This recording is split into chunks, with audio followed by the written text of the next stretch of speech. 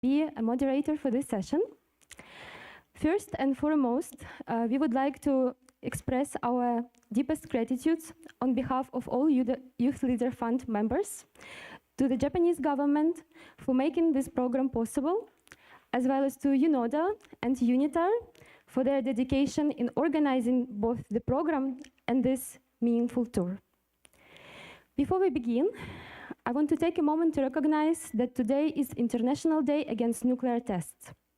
The day serves as a powerful reminder of a devastating impact of nuclear weapons and strengthening our resolve to work towards a world free of nuclear weapons. We hope that our discussions and actions here today will contribute to this crucial cause.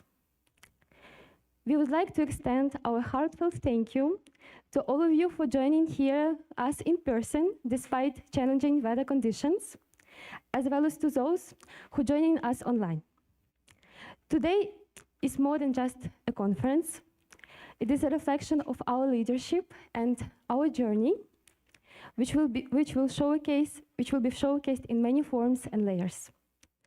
We will share our personal reflections, results of our group work, and highlight our engagement with local youth. We will also hear powerful reflections on our work from Hibakusha and those in government, and witness the creative outcome of our work. This event marks the culmination of the 3 months of hard work in preparations for today. But it also represents the beginning of a new, active phase of our journey. With that, we officially welcome you to the conference. Thank you. And to begin with, I would like to introduce our first speaker, Mr. Ishihara Hirotaka, Special Advisor to the Prime Minister in charge of nuclear disarmament and non-proliferation. We have a video, and we would with you right now.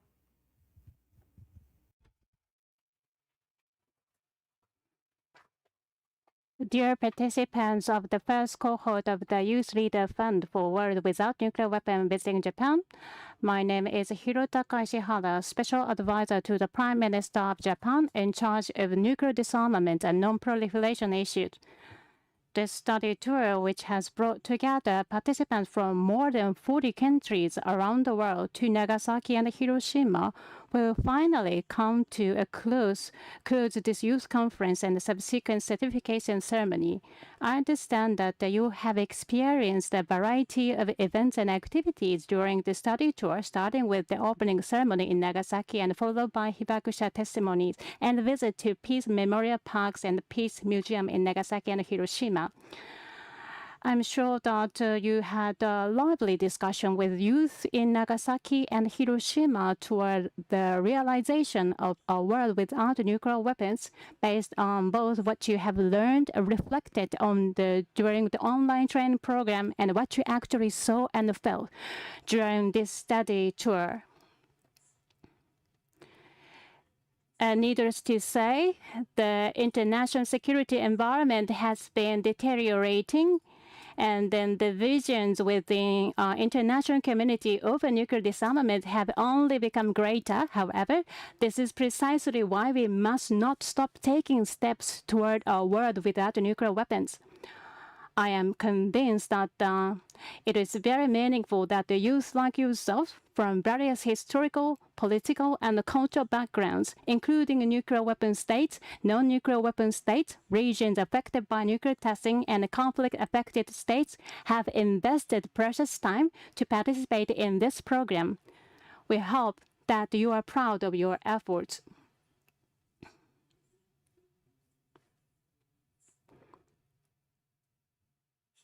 As Prime Minister Kishida stated in his video message at the opening ceremony in Nagasaki, next year will mark the 80th anniversary of the atomic bombings of Hiroshima and Nagasaki.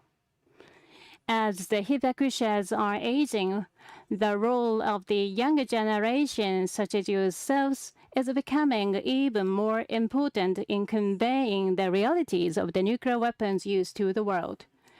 We hope that you will share what you saw and felt with your own eyes and hearts during the study tour with your family, friends, and colleagues and seniors in your workplace and your community. And we also hope that you will cherish the global network you have gained through this program and continue your effort toward a world free of nuclear weapons as a member of the first cohort of the Youth Leader for a World Without Nuclear Weapons while serving as mentors for the second cohort of this program. We have also heard that the second phase of the program will begin accepting applications in 2025. We hope you encourage those around you to apply. As the only country to have suffered atomic bombing during war, Japan will continue and further strengthen its effort for realistic and practical nuclear disarmament. Last but not least, we'd like to thank the UN officials for their efforts in creating this program from scratch and then making this first substantial study tour possible, and I would also like to thank the Hiroshima Prefecture, Hiroshima City, Nagasaki Prefecture, Nagasaki City, and the Youth of Japan for their cooperation. We hope you continue your respective wonderful journeys even after you safely return home. Thank you very much.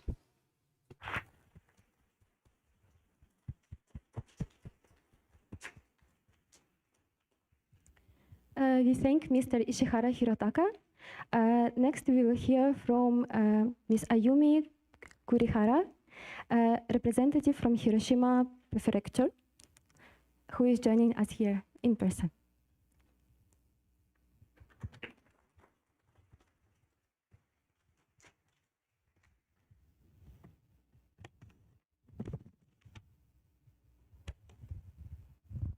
Hello, everyone.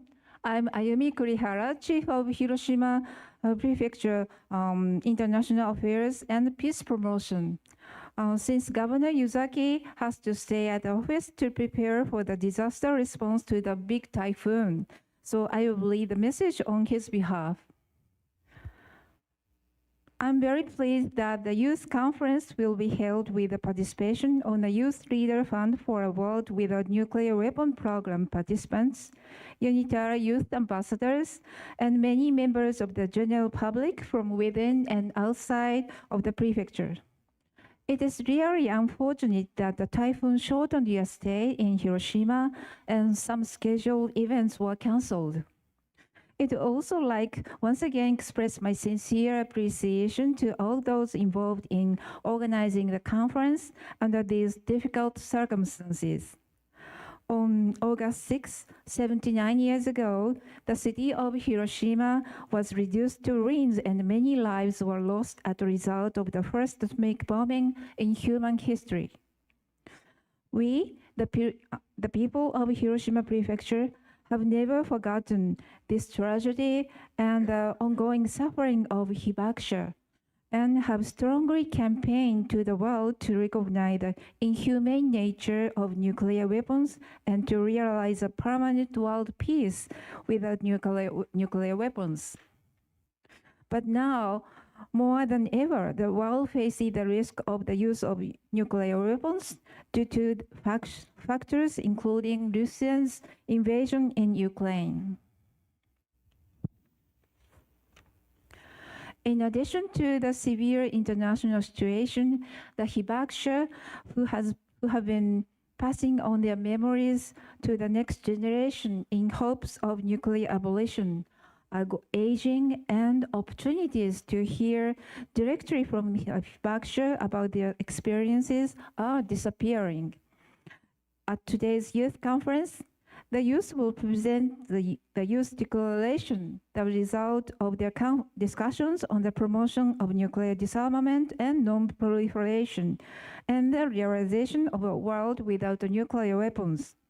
After interacting with Hibakusha and young people who are working in the A-bombed cities during this study tour, I hope that you will carry on our aspirations to realize a peaceful world without nuclear weapons.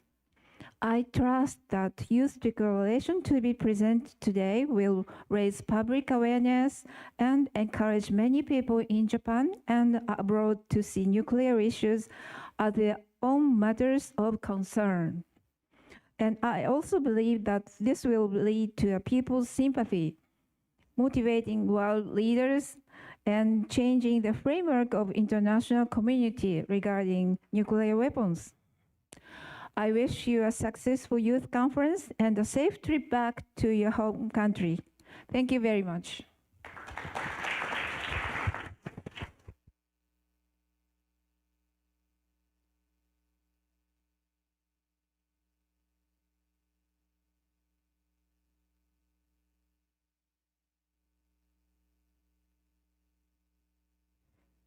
Thank you very much, Ms. Ayumi Kurihara, for delivering this message and joining us here today. Next, we have another message that will be shared on video from Mr. Kengo Oishi, Governor of Nagasaki Prefecture. Good afternoon, everyone. I'm Kengo Oishi, Governor of Nagasaki Prefecture. I'd like to share a few words for the opening of this International Youth Conference.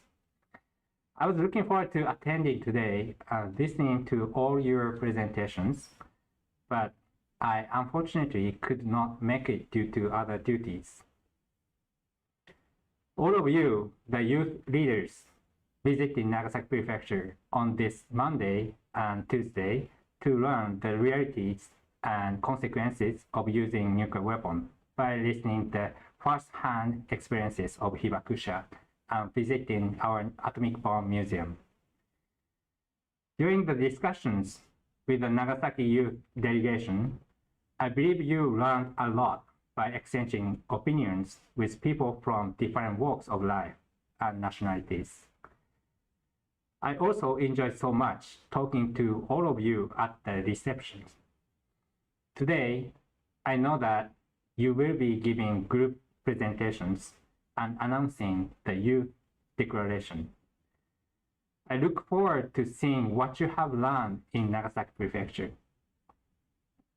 I would like you to bring all the feelings and impressions you had during this study tour back to your home countries and share the needs for the abolition of nuclear weapons with your family and friends, as well as to those all around the world by social media. The matter is ours. Realizing the world without nuclear weapon is a matter of each of us. I hope that such actions by each of you will generate a great wave toward our common goal, the abolition of nuclear weapons.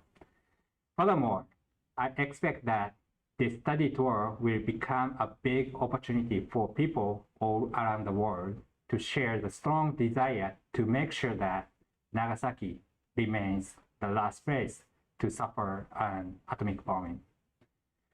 Finally, I would like to conclude my remarks by expressing my sincere hope that all the networks you earned during this study tour will continue to grow strong.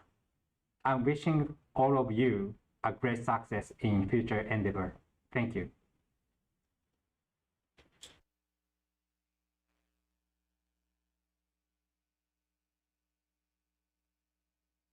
We are very grateful to hear this message from Mr. Kengo Ishii and also for welcoming us in the city of Nagasaki earlier this week.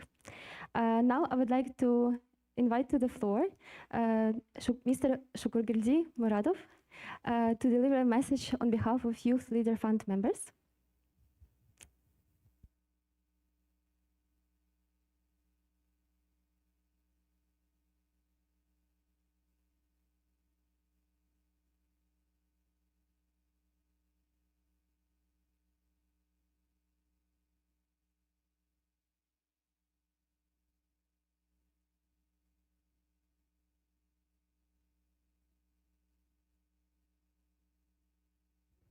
One. So My name is Shakur. I come from Turkmenistan, a country, the only country in the world whose status of permanent neutrality has been recognized by all members of the United Nations. A nation situated in Central Asia, one of the very few nuclear weapon-free zones of our world. As a peace builder and a youth activist, I have always believed in the power of dialogue and cooperation to build a safer future. This belief led me to join the Youth Leader Fund for a World Without Nuclear Weapons, and here in Japan, my journey alongside amazing 49 other passionate young leaders from over 36 countries has deepened that conviction more than ever. As you know, throughout the year, we have embarked on a profound journey together, a journey that began with a series of online learning modules and interactive webinars, bringing together 100 young leaders from across the globe to explore, debate, and learn. Yet, our journey reached its peak in this study trip to Japan. Arriving in Hiroshima and Nagasaki was a transformative experience. Over the past days, standing in the peace parks, hearing the stories of the hibakusha, the survivors whose lives have been forever marked by the atomic bombings, was both heartbreaking and inspiring. Their courage in the face of unimaginable suffering reminded us that the call for disarmament is not just a policy discussion, but it is a profound humanitarian necessity. Through our discussions, teamwork, and shared reflections, we as YLF participants found common ground in our diverse backgrounds and united our voices in one powerful message: the world must be free from the threat of nuclear weapons. Our collective journey has culminated in what we call the Youth Declaration for a world without nuclear weapons. This declaration embodies the aspirations and commitments of young leaders from all corners of the globe, representing not only those present with us here in Japan, but all of our fellow YLF participants from around the planet. Our aim with this declaration is to serve as a roadmap, a guide for engagement as we continue our journey together. It calls upon governments, civil society, and all of us here to listen to the voices of young people and to take bold steps towards a future where peace prevails over fear and hope triumphs over despair. In a moment, my fellow YLF participants will present the components and the vision of the declaration in greater detail. For now, my role is to invite you to join us in this journey, to hear our stories, and to support our efforts as we strive to make a nuclear weapon-free world a reality. Important to note, as we have heard through our journey here in Japan from Mrs. Rada Day, there is no such a thing as leaders of tomorrow. There are leaders of today. I fully agree with you, Mrs. Day. It is our mission to return home, spread the message of peace, and maybe even take up a new challenge. After all, we've learned that being a mayor for peace is more than a title. It's a commitment to action. So let us make Mayor Kazumi Matsui a bit happier by expanding his program, but this time we could be the ones to take on the roles of mayors ourselves. And my final highlight, during this study tour, we had the chance to express what peace means to us through Japanese calligraphy. If you remember, each brushstroke required from us patience, intention, and a steady hand, much like our work in advocating for a nuclear weapon-free world. Sometimes the ink spread in unexpected ways, creating shapes we did not anticipate. But isn't that also the journey of peace? It's not always neat or predictable, but it's a process of creating something beautiful from intention and action. And if I may end with a light note, some of us came to this journey thinking we'd be just learning about nuclear disarmament. Little did we know we'd also be engaging with each other, exchanging our cultures, but also learning how to cook and eat okonomiyaki without spilling it on our suits. Thank you so much for this beautiful and enriching experiences. Thank you.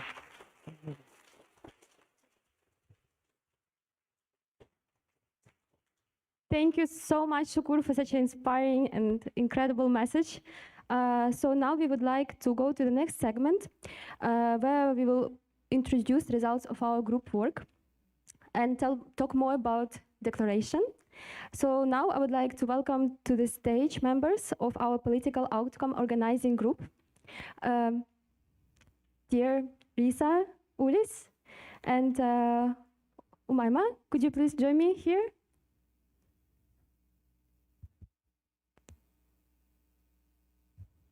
Risa, Umayma.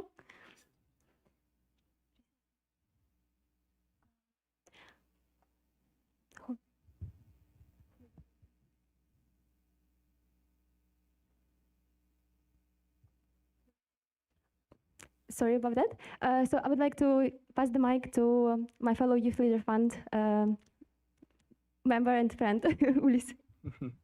Thank you very much. And ladies and gentlemen, good afternoon. My name is Ulis. I'm a member of the Youth Leader Fund for a World Without Nuclear Weapons. And we had a wonderful discussion with youth from a local group from Hiroshima today. So we're going to present different ways that we operationalize the youth declaration. So in collaboration with local youth. I'll focus on the youth participation aspect. So if it's possible to have those slides up. Just as a reminder, at its core, the Youth Declaration does three things. It first reaffirms that the need to sustain and to accelerate youth participation into global disarmament goals. It pledges to support member states in doing so. And it commits to leverage the Youth Leader Fund platform to engage youth in this journey. So in order to operationalize these principles, we met with different groups from Hiroshima, including Kakuwaka Hiroshima, the Japan campaign to abolish nuclear weapons, and different others. So we've had many ideas. We've had to narrow it down. I think we'll skip the community engagement for now and go to the second one. Thank you very much. Yeah. So the first recommendation was to encourage the Japanese government to be an observer for the TPNW meeting of states next March, or to facilitate sending youth to observe the meeting. The second was urging to include gender and intersectional perspective into discussions and into nuclear disarmament dialogues. And the third was to form a youth committee consisting of Japanese youth, so from different organizations, to meaningfully engage them and consult them before, while crafting different policies. And we suggested that UN agencies could be involved in supporting the process. So I will now give the floor to my dear fellow YLF, Umayma, to present the last point. Thank you so much. I would like to thank my friend Ulisse. Once again, I want to thank my my fellow participants for the dedication. Of course, I feel honored to speak in front of our honorable guests and Hiroshima youth. So first, yeah, can we go please to the research and academia? So prior to the conference, we have discussed different actions and concrete points to operationalize and concretize the Youth Declaration.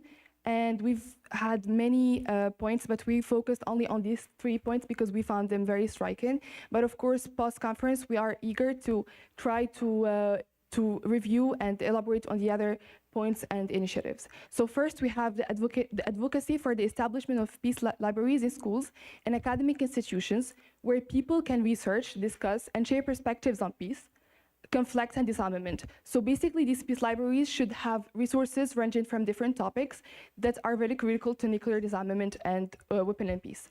Second action would be the integration of disarmament aspects into school projects, from bachelor thesis to master thesis to PhD projects, in order to ensure that disarmament is considered form a variety of perspectives in the academic domain. And at last but not least, the creation of an international peace network where peace can be created and advanced through peace discussions, emphasizing intersectionality within different disciplines and not ranging just on one discipline, but all the other majors. Now I'm gonna give the mic to my dear friend Risa. Thank you. So for the Community and Hibakusha Engagement Group, we actually had a number of ideas that were discussed. It would be no exaggeration to say there are hundreds of ideas and action items that will be taken after this week as we all return back to the near 40 countries that we call home. There are 3 action items, though, that we've committed to as a group together. and that we plan to all take and implement as a group. The first one is a platform. There's so many resources out there, and if you're new to this space, it's really easy to ask yourself, where do I begin, right? So we're committing to setting up a platform for comprehensive resources on peace, hibakusha testimonies, treaties, links to organizations, similar like a Wikipedia page where if you're new to the space or you want to bring the hibakusha stories out to your community, you can go to this one resource center and find a lot of resources to get started. The second one is hibakusha's legacies through edutainment, gamification, animations, and also across different languages. So a lot of us really enjoyed the VR Peace Park tour yesterday, and that was new for me too. That was my first time ever actually using VR, and it was a really powerful experience for me. So we're really excited to explore different opportunities to bridge intergenerational gaps, bridge language gaps, even different cultural barriers, and really bring these stories to many other people. Our last commitment here is to produce a photo book based on the story of hibakusha. And it'll have a QR code in the book of the recorded voices so we can hear the stories directly from them. But we also were profoundly moved by the different arts that we saw throughout the museum, by local Hiroshima students, and hearing how different art clubs at schools have also gotten involved. So we thought this would be a really beautiful opportunity to bring the voices of hibakusha together with other forms of storytelling and really bring these stories to the rest of the world. So we're really profoundly thankful for the opportunities to hear from hibakusha themselves, Misei-san and Ogura-san, over the past few days. And I hope I don't get the quote wrong, but Ogura-san said that she hopes her story really lights the candles in our heart. And at least for me, I'm gonna start crying. At least for me, it really does. And it has really illuminated a way forward for us. So we're really excited to take these 3 steps forward and have that light ahead of us, and with these 3 actions, actually bring our communities with us in that path forward. So thank you.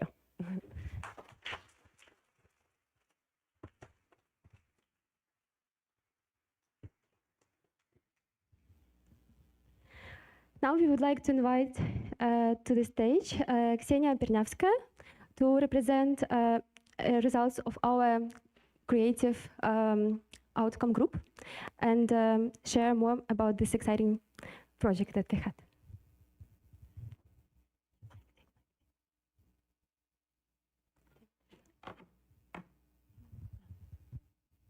Can I invite my group members here as well, so we stand on the stage together? Gigi, Zhibek. Thank you.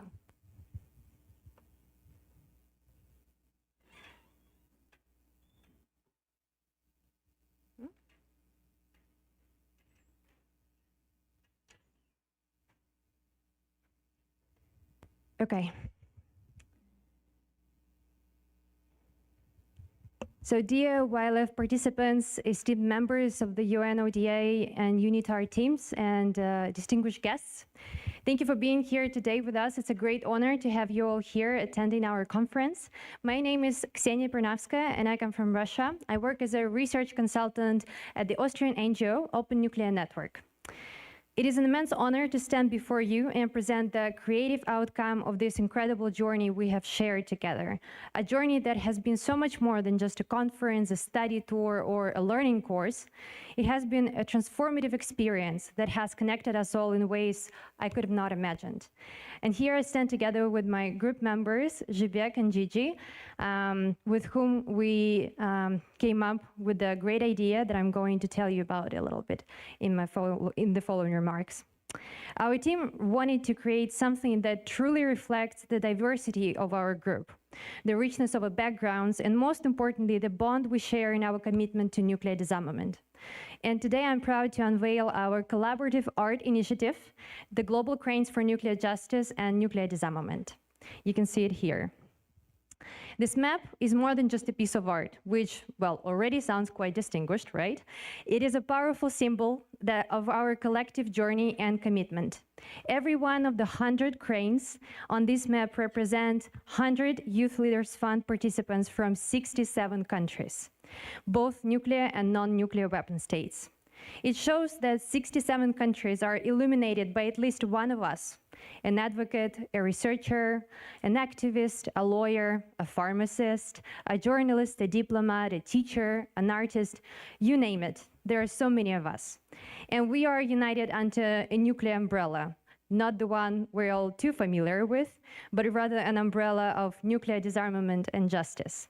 Each crane represents the hope that in the country it is placed, a nuclear-free world might one day become the new normal with our help. Many of you may already know the story of the paper crane, but it is one that bears repeating. Sadako Sasaki was only 2 years old when the atomic bomb was dropped on Hiroshima. She survived the blast and was a healthy girl up until 9 years later, her life took a tragic turn. She was diagnosed with leukemia, a result of the radiation exposure she had unknowingly injured. In the face of this devastating news, Sadako turned to an old Japanese legend that promises a wish to anyone who folds 1,000 paper cranes. With each crane she folded, Sadako wished for her recovery and for peace. Despite her valiant efforts, Sadako passed away at the age of 12. However, her story lives on as a powerful and truly global symbol of hope and peace. Yesterday, during our tour to the Hiroshima Peace Park, thanks to YLF Programme, we visited the Children's Peace Monument, a statue built in Sadako's honor. On its base is engraved a wish that echoes through time and touches everyone. This is our cry, this is our prayer, peace in the world. By creating our map, we too are making this wish. We are adding our voices to this cry, our hopes to the prayer, and our determination to the cause of peace. Our map may not yet contain 1,000 cranes, though with the continued efforts of UNODA and with the generous support of the Japanese government, it very well might soon, if future cohorts join this great tradition. But the 100 already that we have folded today are a testament to our commitment. It's a beginning, a spark on our journey towards a world without nuclear weapons. But our work doesn't stop on folding cranes. It begins there. It might begin with each conversation we have about nuclear disarmament, each person we inspire, and each small action we take to move this world closer to the peace. Whether it's a social media post that reaches a friend, or a heart-to-heart conversation with your family, convincing a new city to join Mayors for Peace initiative, working in an NGO to conduct relevant research, creating a media to spread awareness, or working as a policymaker and diplomat and actually change policies and norms, whatever path you choose, know that it matters. Know that each step we take, no matter how small, brings us closer to the world we envision. As we move forward, I want each of us to carry this map in our hearts and in our minds, and let it remind us of a shared purpose we have, our shared responsibility, and the incredible network we have built so far. Remember, you're not alone in this journey. Around the globe, you have at least 99 partners in this cause, supporters, friends, and kinship that spans continents. And this map really shows it very visibly. Wherever you are, there is someone just like you, committed to the same goal. And when the day comes that we pass this torch to the next generation, like our members of the UNODA or UNITAR is doing with this program and with us, I hope that each of us will be able to say with absolute certainty, I did my part. I fought for a world without nuclear weapons. Thank you.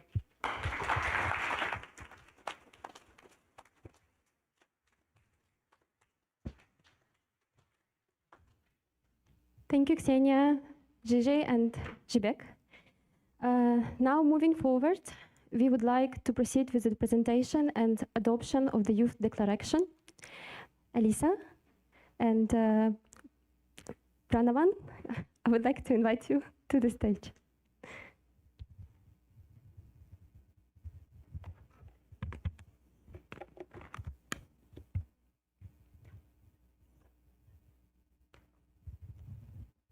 Hello, everyone.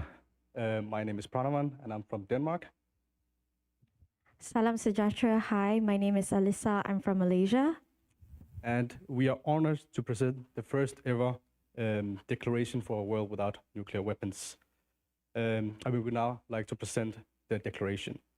On August 29, 2024, the inaugural cohort of the Youth Leader Fund for a World Without Nuclear Weapons, funded by the government of Japan and organized by the United Nations Office for Disarmament Affairs in partnership with the United Nations Institute for Training and Research Office in Hiroshima, gathered in Japan to address the global threat posed by nuclear weapons, which continues to endanger the survival of humanity today. In light of the deteriorating international security environment, we emphasize the urgent need for political will, diplomacy, international cooperation, unity of nations to achieve effective global disarmament. We honor the Hibakusha, the survivors of the atomic bombings in Hiroshima and Nagasaki, whose experience remind us of the devastating and long-lasting impacts of the nuclear weapons. Their legacy underscores the need to focus collective efforts on the prevention of future nuclear catastrophes through the elimination of nuclear weapons. The recommendations and commitments herein by the inaugural cohort of the Youth Leader Fund is a culmination of 1 year-long journey of 100 youth leaders worldwide, now determined to lifelong work towards achieving a world without nuclear weapons, while supporting disarmament goals as established by the United Nations and other international and regional institutions focused on peace building, nuclear disarmament, and non-proliferation.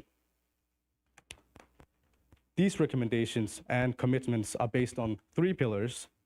1, Hibakusha and community engagement. 2, youth participation in political and intergovernmental processes. And 3, research and academia.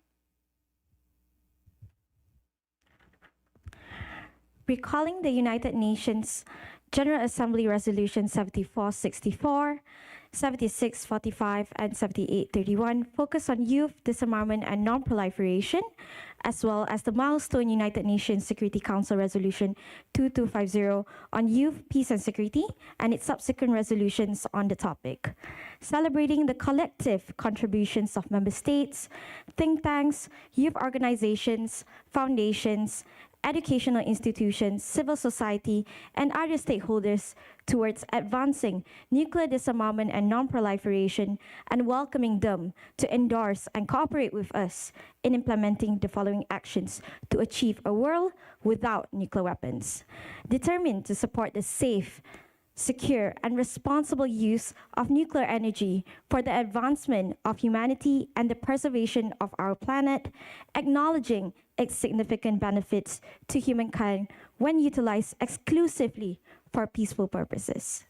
We, the Youth Leader Fund participants, as the first ever international youth platform of leaders dedicated to nuclear disarmament and non-proliferation, organized by UNODA and sponsored by the government of Japan, present the following recommendations and uphold the following commitments. Yeah. And pillar 1 with Hibakusha and community engagement. 1, we first emphasize the importance of integrating Hibakusha narratives into dialogues about nuclear weapons and commit to aiding in the full inclusion of Hibakusha narratives in societal, educational, and policy-making spheres.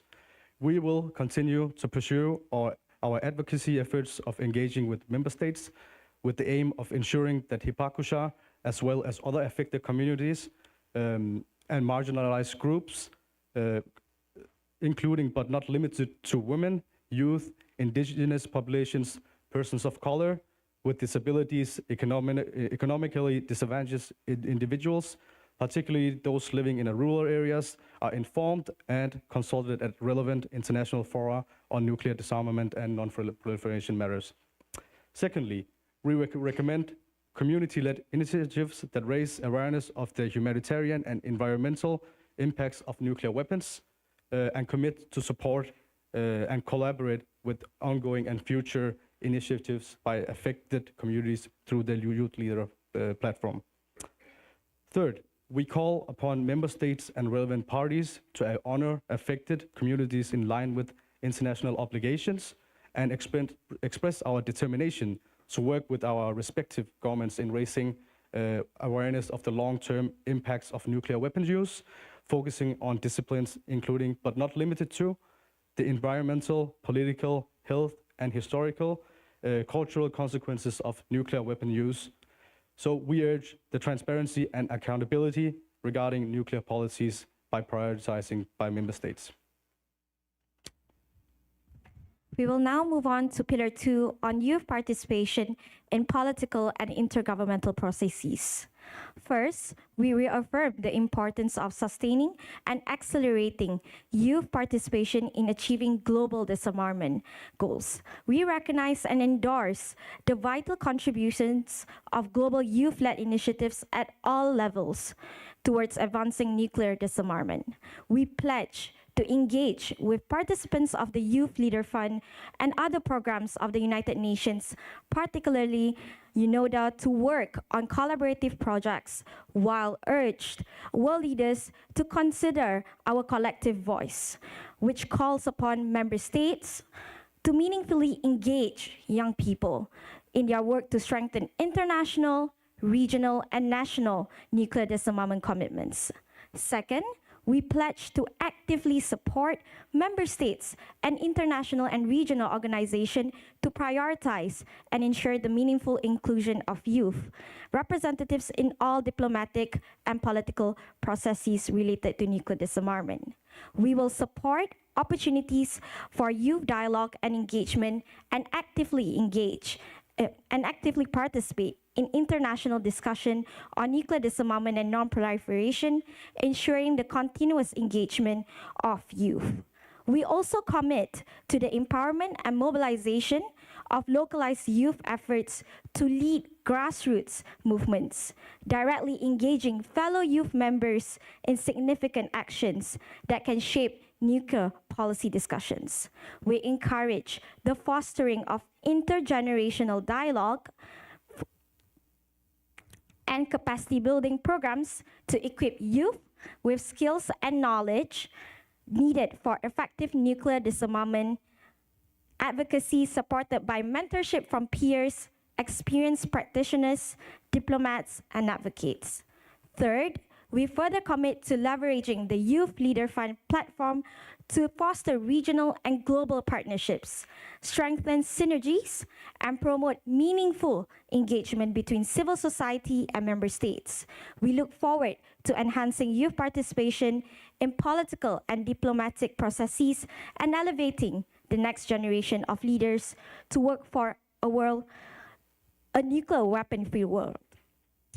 Yes, and last but not least, Pillar 3, research and academia. First, we pledge to collaborate with educational and research institutions to integrate peace and disarmament education into curricula. We also offer to aid these institutions in challenging narratives that support the strategic success of nuclear weapon use through evidence-based research that address the multidisciplinary aspect of the nuclear disarmament field.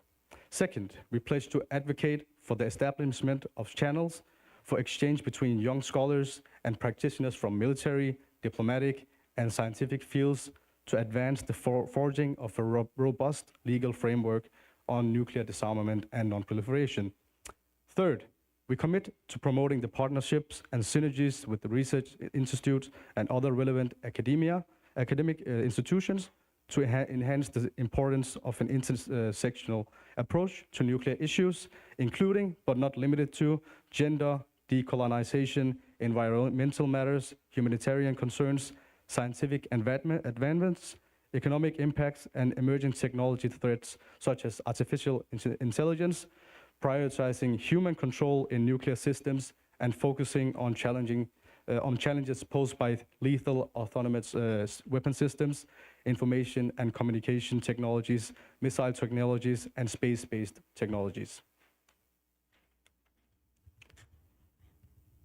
And to conclude, united by a shared vision to achieve a world without nuclear weapons, we, the inaugural cohort of the Youth Leader Fund, commit to guide and enlighten the world towards a future where peace prevails, where the shadow of nuclear devastation is forever banished, and where nuclear warfare is merely a relic of the past, never to be repeated. Thank you.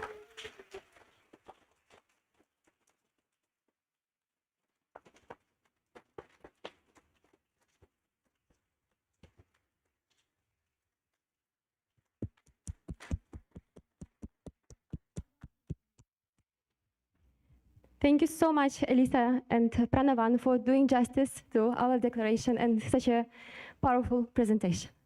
So now we would like to invite to the stage to respond to declaration and to provide feedback on the points that were shared. Ms. Tomoko Watanabe of NGO A&T Hiroshima. She is here with us today, so please, round of applause.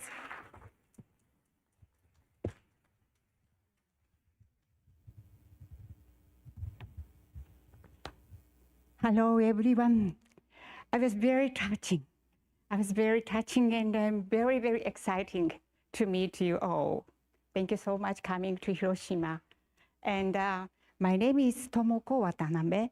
I'm executive director of the Anti-Hiroshima.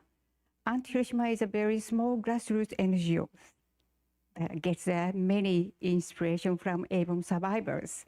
And we work together with Hibakusha. So sorry, I want to change to my language in English. Are you okay? Good. Thank you. ありがとう。今日は Today, I would like to share 3 points and talk about myself. First, why I stand here today. Second, declare action. It's not declaration, but declare action. I would like to share my thoughts and my reflection on your youth declaration or declare action. And number 3,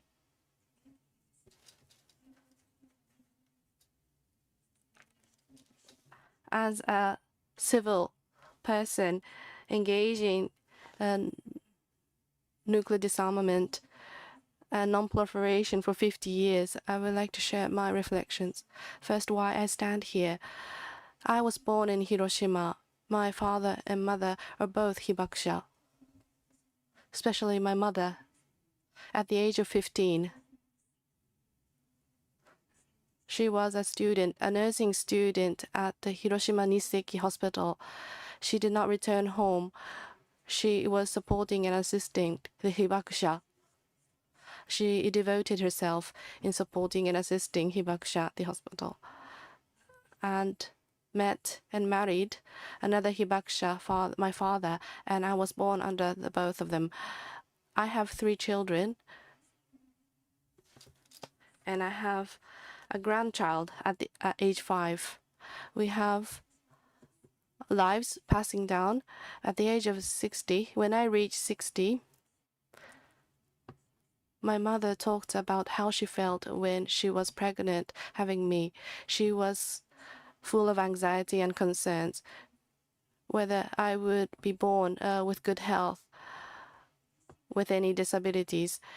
And the second, after giving birth, whether she was able to rear a child, because there were so many hibakusha losing their lives. Although she was full of anxiety, she still gave birth to me. That's why I am here. And second, my mother and father never talked about their experiences. So I listened and learned from other hibakusha, many hibakusha. My father and mother never talked about their experiences. Through the engagement with other hibakusha, it had continued until all my father and mother lost their lives. So the commitment and promises are forever lasting for me. These promises and commitments will always give strength to me.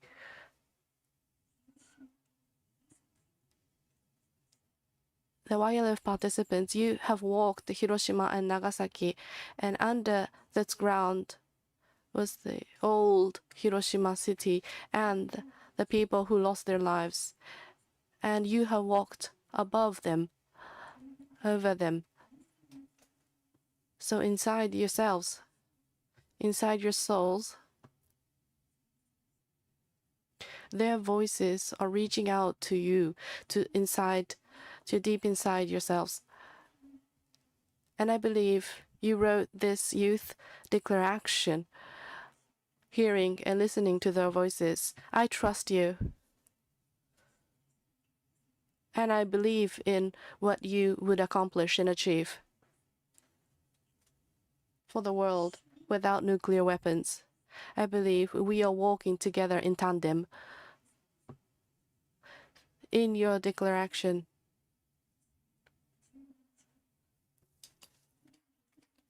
I found the words that I was never able to be vocalizing. You have made this declaration and dispatch this message to the world, and I would like to convey my heartfelt gratitude to your all vocalization and putting them to words. When I work, I look into the person who are most struggling, who are most heartbroken, and I try to look into the world in their eyes, in their shoes. So I ask you to work with me, listen to them, and place them in the center.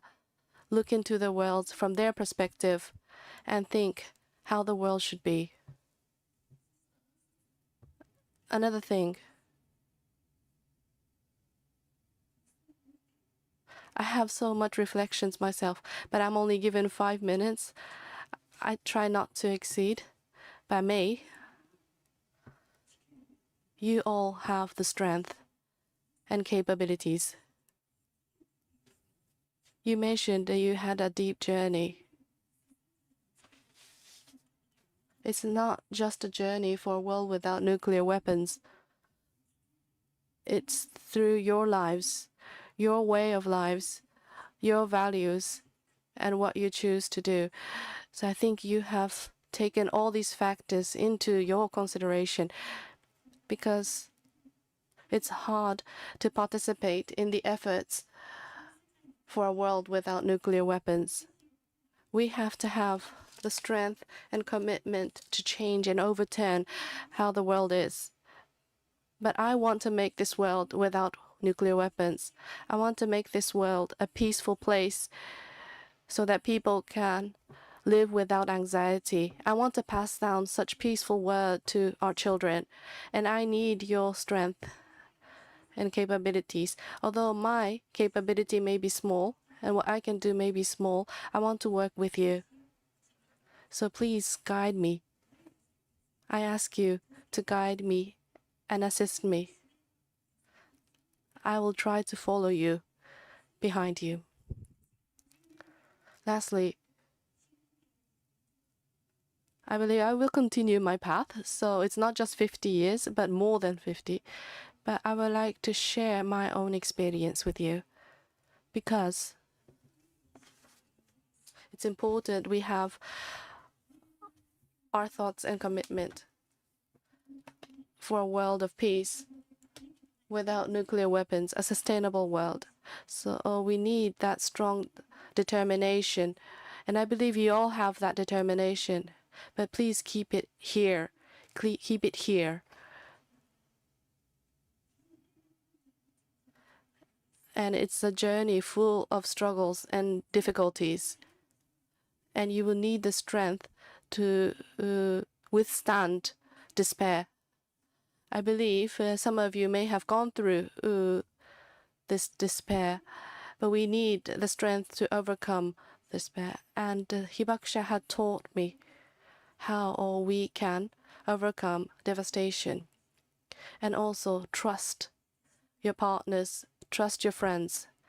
I full-heartedly trust you. I fully trust each and every person's capabilities. I strongly believe that you will full-fledgedly accomplish, and we are on the right path. So we can be proud of ourselves in what we do, walking our journeys. We should keep our heads up and head toward the right path. And when you have any struggles, you're always welcome in Hiroshima. I will always await you. Sometimes we may come in tears we may be full in joy. But when we come back, let's eat okonomiyaki together so that you can charge energy and you can return home. I will always await you in Hiroshima. Thank you very much for being part of this program. Thank you for being here, and I am very pleased to be with you.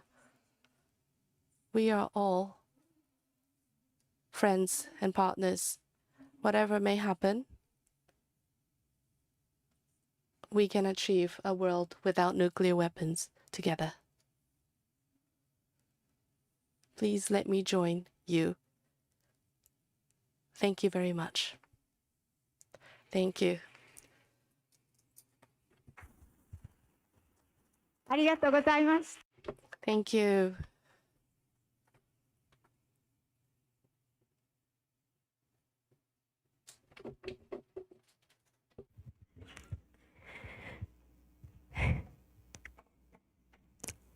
Thank you so much, Ms. Tomoko Watanabe, for your heartfelt message and for fully believing in the power of youth.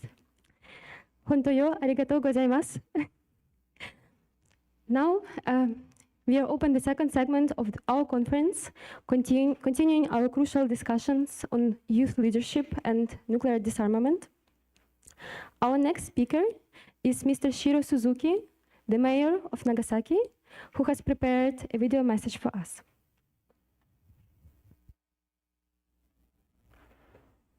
Hello everyone, I am Suzuki Shiro, mayor of Nagasaki.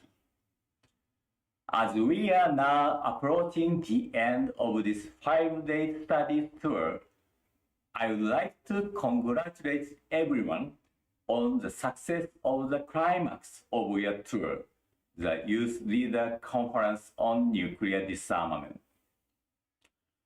I am sure that this study tour to the atomic bomb cities of Hiroshima and Nagasaki was a deeply moving experience for you all, and that it enabled you to feel with all 5 senses how cruel the use of nuclear weapons is.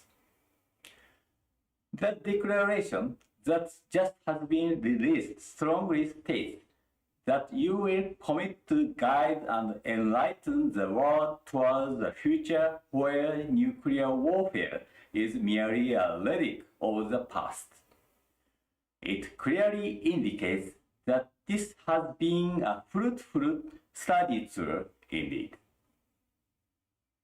To all you leaders of the future, please carry on the peace baton you received from Hibakusha and communicate to the world their experience from the atomic bombing, which I believe is a common legacy of humanity. Furthermore, I sincerely look forward to you all working together towards a world without nuclear weapons, utilizing the network you created with your fellow participants and through your exchange with the youth in the atomic bomb cities. Now, I'd like to close my remarks by introducing a passage from this year's Nagasaki Peace Declaration. People making peace. Even if each of you has only a little power, you are never powerless. If we as global citizens speak up and work together, we will surely overcome the current difficult situation. If we share our wisdom and partner with each other, irrespective of any difference in nationality, religion, race, gender, or generation, we will surely fulfill our future vision. Nagasaki firmly believes so. You are our beam of light that shines the path towards creating a peaceful future.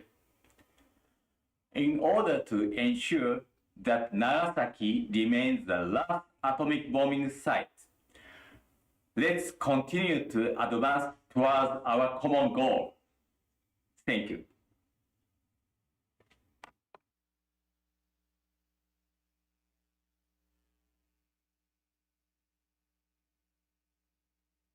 We are very grateful to Mr. Suzuki for his message and also for welcoming us in the city of Nagasaki earlier this week, which allowed us to learn about its history and connect to local youth and hibakushas. And now finally, to close the conference and reflect on the journey of the Youth Leader Fund cohort and the Youth Declaration, we now have Ms. Rada Day, Chief of the Regional Disarmament Information and Outreach branch at the Office of Disarmament Affairs. And I would also like to invite my fellow Youth Leader Fund members from Long-Term Impact Group to be ready for a Q&A session. If you could kindly also join here. Ms. Rada Day, please, welcome.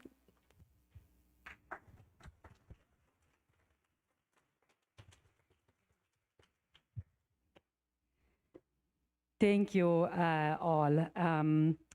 I want to thank all the speakers that preceded me, the messengers that we heard, the contributions from the prefectures of Nagasaki and Hiroshima, the youth from Hiroshima that is joining us today.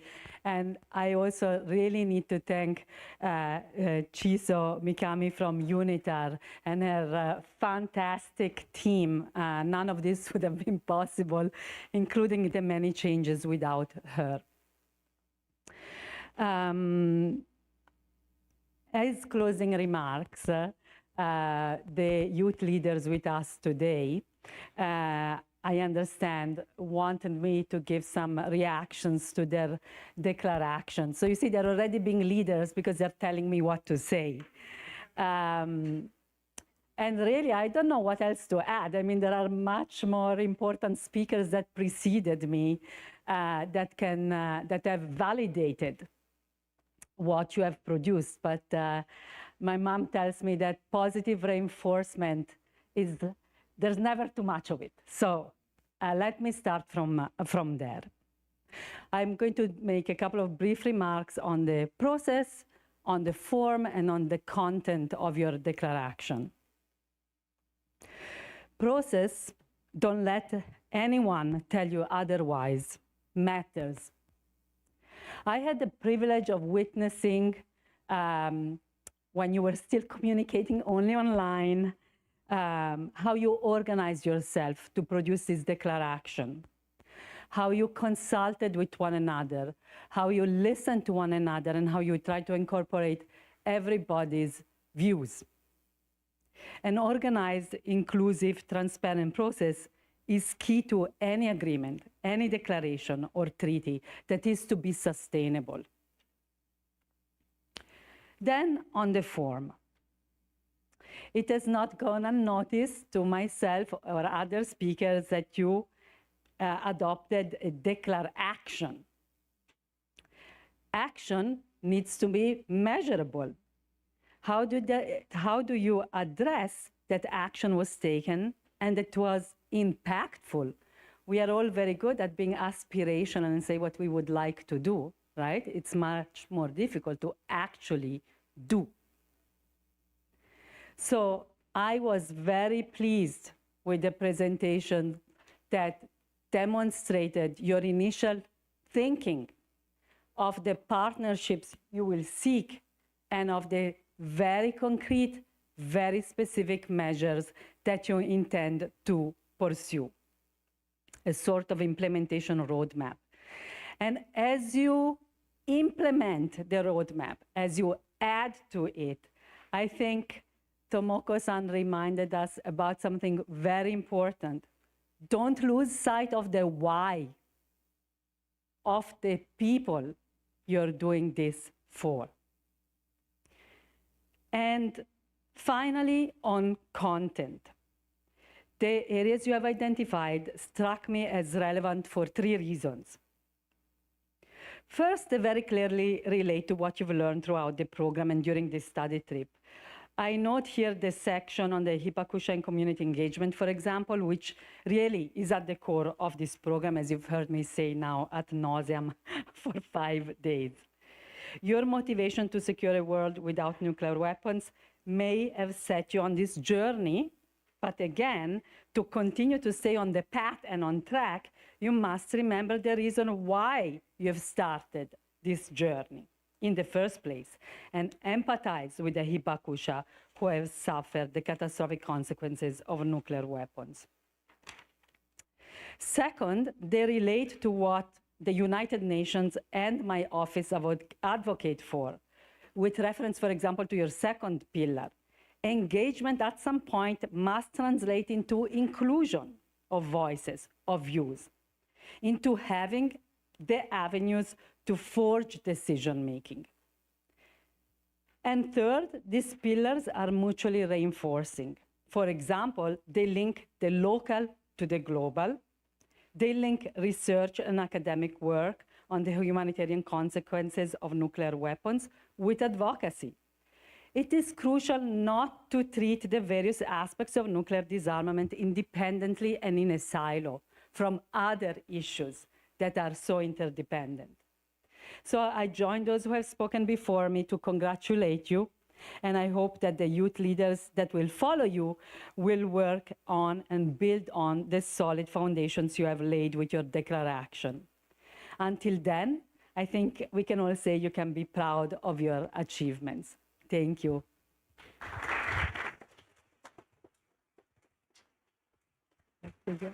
Ms. Day, thank you so much for the reflection on our journey and the declaration. We appreciate that you take our voices seriously. And now we would like to ask you 2 questions from the long-term impact group. So I will just pass the mic. Thank you very much. My name is Victoria Imaji. I am from Nigeria. I would like to know, as the first cohort of YLF, to what extent do we have ownership of the YLF program as we move forward to ensure the sustainability of us advocating for nuclear disarmament? Thank you. Do you want to also ask the next one, and then maybe I can? Of course, yes, sure. Okay, I am Dennis from India. I will also ask the second question to Ms. Radha. How can UNODA support the YLF cohorts and local youths from our countries for a meaningful youth engagement or participation at high-level negotiations at international agencies? For example, in negotiative spaces like TPNW, MSP, NPT, and review conferences. So maybe I'll do a mashup of the 2 questions, more or less, and then we can continue the conversation also when we are in Tokyo this evening and tomorrow, if you are not sick of me by then. You know, the Youth Leader Fund program is not the first and is not the last program focused on youth that I hope our office and will be pursuing. It was 5 years ago, so not long ago, that the office launched its first youth outreach initiative, which was called Youth for Disarmament. And here we are today with 50 of you on this learning journey on nuclear disarmament, and we just have had one of our ODA staff members make her way to Seoul to help organize, let's say, a youth event, the result of a sci-fi competition, which will happen in the margins on the responsible use of AI in the military domain summit. Okay, and I could mention countless others. Some are just some are campaigns, so they don't have a physical location. Some are one-day events, 1-hour events. Some are like a 2-year operation, like this cohort of yours. I told you at the outset of this study tour what youth engagement means for us, right? And the last element of what it means for us is giving the opportunity to occupy a space. And so we don't engage young people for tokenism, okay? And we do it because we want younger people, future adults, future decision makers, to have a say in their future today. At the same time, I think there is an element where, in order to achieve this agency point, we provide the tools. For example, the skills training that we did as part of this course was precisely about that. How do you communicate effectively? How do you cross-fertilize? How do you mediate? I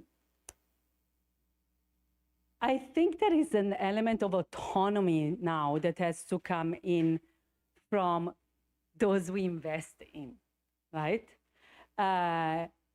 And really focus also on network creation so that there can be a critical mass that asks for certain things, that wants certain things, that puts certain things on the radar. So I'm flipping it also a little bit back to you, right? ODA is there to support. The UN is there to support. Many people in this room, I think, are there to support. But focus also on the agency that you have just received, not just, but that you are receiving, let's say, that you are creating. Look at the networks that exist, how you can work with them. And then, you know, I heard the TPNW, MPT, and so forth. And I was reminded recently that there are, the United Nations, fundamentally, the way it's organized, right, is to work with member states and organizations, not single individuals, if you look at the greater scheme of how the UN operates. And there are countless organizations that work on peace and security, non-proliferation, arms control. So try to link up also with these organizations that exist. And if there isn't an organization that exists that tackles a particular element that is dear to you or that you are convinced needs to be pursued, then use the networks that you have to create that organization. So I'm saying use your agency. Ordinary, dedicated people make a difference every day. Treaties banning landmines, cluster munition, and nuclear weapons are the direct result of civil society campaigns, not individuals, campaigns run by those people. So I would like to, you know, I think I'm repeating myself, probably also because I'm a little bit tired, but that would be my answer a little bit to your second question. Now, on the first one, this is where I really want to make a little bit of a pitch. Ownership comes with responsibility and accountability. It doesn't come for free in general. As the first cohort of the YLF, you have a special responsibility to keep the bar high and higher, okay? Competition is healthy to inspire the next cohorts. But in all seriousness now, our hope is that the sum of our cohorts of the YLF will be greater than any one cohort. And that's why, for example, we are going to invest quite a bit in the mentorship element to you and from you to future cohorts. And that is why for us it's also important to see learning within cohorts and between cohorts. But this networking also can be very organic between you and your peers, between you and your peers' networks, between your networks and your peers' networks, between you and the partnerships that you have created or encountered during this study trip or during the course as a whole. The second thing I wanted to say is, like, don't see your ownership of the YLF of having to come alive only within the YLF framework. Think about it as a bridge to connect to other ODA programs, to programs outside of ODA. And if that doesn't lead to where or what you want to explore, then use the YLF partnerships you made to build something yourself. So, for example, you can lead like one of the leaders for tomorrow. This is a ODA program who founded his own organization to engage youth on data privacy and cyber diplomacy. Or you can lead like Shizuka Kuramitsu, one of, again, leaders for tomorrow who works with the Hibakusha to preserve their testimonies. Or you can lead like Judith Okolo, a former Youth for Biosecurity Fellow who promotes inclusion of biosecurity and biosafety education in schools across Nigeria. And the list goes on. And I hope that when I will recite this list 2 years from now to the new cohort, I will be citing some of your work. I guess that what I'm saying is that over the past several months, you acquired skills and tools and networks, and which as I said in my first speech, which I'm sure you memorized, it is now time to be bold, be courageous, and be creative. Now, do you remember, since it came up a lot today, do you remember yesterday when we were making okonomiyaki, right? I don't know about you, but when we were asked to flip it, I had a moment of hesitation. I was like, I'm gonna mess this up, right? But I would say, and if you allow me the metaphor, go ahead and flip that okonomiyaki, okay? You have what it takes. Thank you.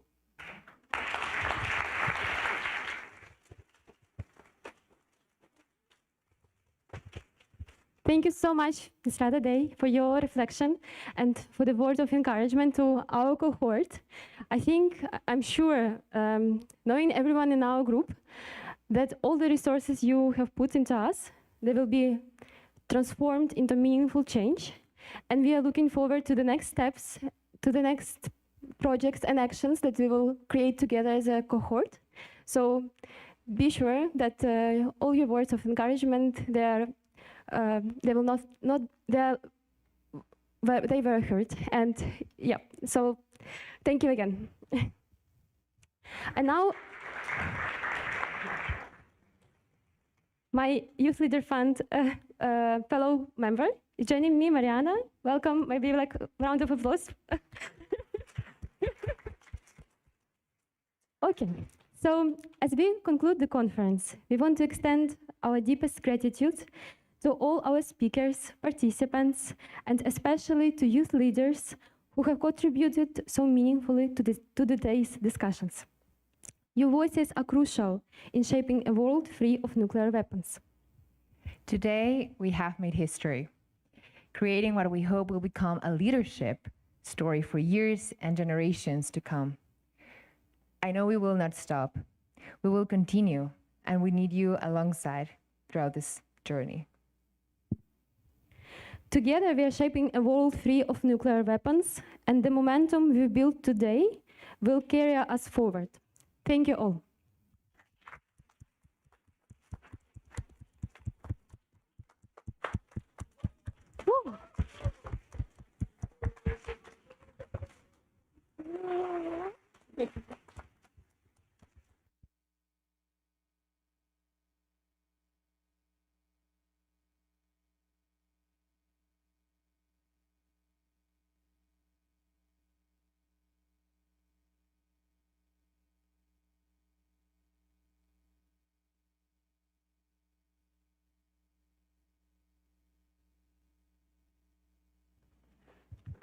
Thank you all.